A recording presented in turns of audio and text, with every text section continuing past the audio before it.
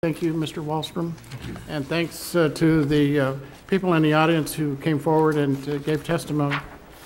Moving on, 10.3, which is matters relating to adopt resolution implementing a two-tier passenger fare increase to be effective February 1, 2009 and July 1, 2009, and service schedule adjustments effective February 1, 2009 for the Dixon Ready Ride. Mr. Mathis. Gotta come from somewhere. Good evening, Mayor, Council. This public hearing this evening is to consider a fare increase for Dixon Ready Ride, as well as service modifications. This item was first presented to Council in December of 2008 when Council authorized the calling of the public hearing for this evening. Could I ask the people in the foyer to step outside, please? Steve, if you would do that for me, please. I'm sorry, they're making a little noise and it's hard to hear. I'm sorry. Go ahead, Mr. Mathis. I'd like to begin my presentation this evening with just a quick perspective on the performance of Dixon Ready Ride. Although we're here tonight to discuss a proposed fare increase and some service modifications, I thought it would be good to point out some positives of Dixon Ready Ride before we move on. And I don't normally like to compare with other communities or other systems, but today there was a good article in the Vacaville Reporter about Vacaville City Coach in their performance as of late, so I thought it'd be a good opportunity to give you a little perspective. The article stated that the City Coach is expecting over 20% increase in ridership and may set a record with 300,000 passengers for this fiscal year. In comparison, Ready Ride is projected to carry 78,000 passengers this fiscal year. If you adjust that for population, Dixon's 17,500 compared to 96,000 for Vacaville, Ready Ride provides 30% more riders per capita than our neighbor in Vacaville. Dixon Ready Ride currently has a response time of under 10 minutes for a demand response curb-to-curb system. This is like having a bus stop every 10 minutes at a fixed route bus stop. Unheard of. The customer advantage to the dial-a-ride system that we have is that we pick up the passengers at their doorstep and take them to their desired location within the city limits with no transfers or no walking needed. Bottom line is currently Ready Ride is the best performing and most cost-efficient operation within Solano County. The reason for this is the dedication of the staff that operates the daily system, your drivers, your dispatchers, your transit coordinator, as well as the support that Ready Ride has received over the last 25 years from City Council in performance of the budget and improving the service level. Now, with all that being said, we are in definitely troubling financial times. As presented to Council in December, the resources available to operate Ready Ride have and are projected to decrease for the current year as well as fiscal year 2009-10. Because of this decline, before you is a resolution that will implement a two-tiered fare increase and reduce service hours for Ready Ride operation. The public hearing has been noticed in the paper.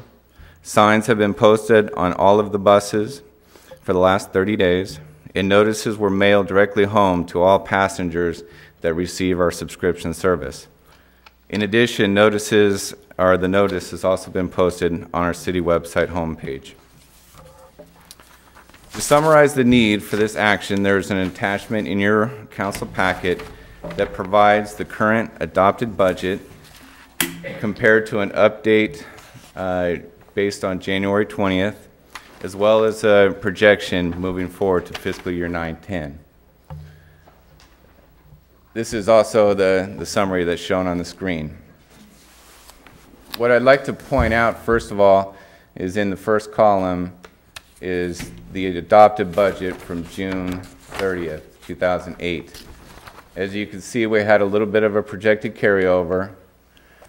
Our Transportation Development Act, what that is an estimate by the county auditor for the year coming up for funds that will be available for the city of Dixon to claim for transit.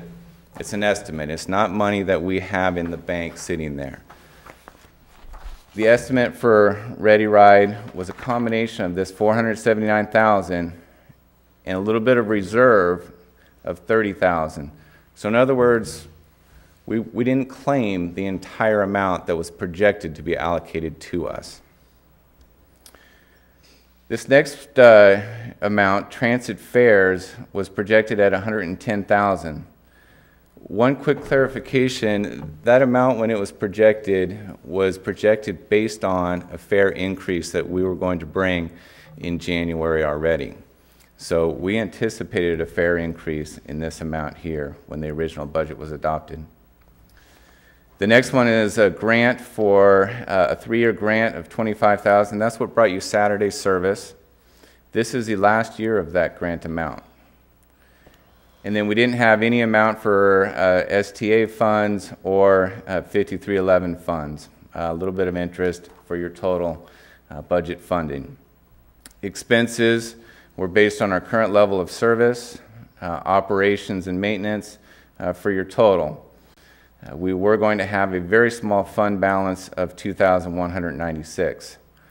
So moving forward, a few bad things have happened, but some good things have also happened with our funding. Mainly, our beginning fund balance wasn't quite as high as we originally projected. This was due to a rescission of some TDA funds. It was also due to an overage in our fuel expense. As you remember last year, we had a real high spike in fuel. So this number came down. Also what came down is the estimate for Transportation Development Act funding. Overall, within the county, we're experiencing current year, a 10% reduction. So if you take this number, and again, I have a little bit of a carryover down here, that's 10% less than what our original estimate was.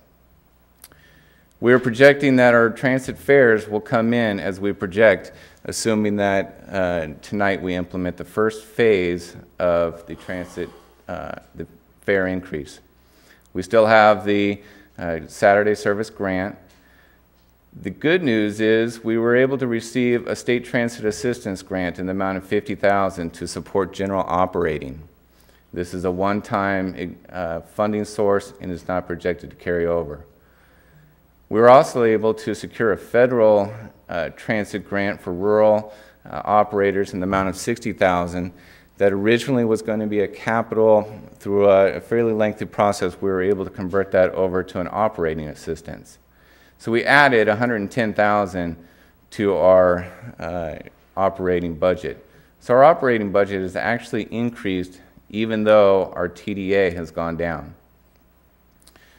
Below that, I show what our operating expenses would be if council is supportive of our fare increase and some service adjustments, which include ending operations at 5 instead of 6 p.m. and reducing the number of service hours throughout the day by 5 service hours.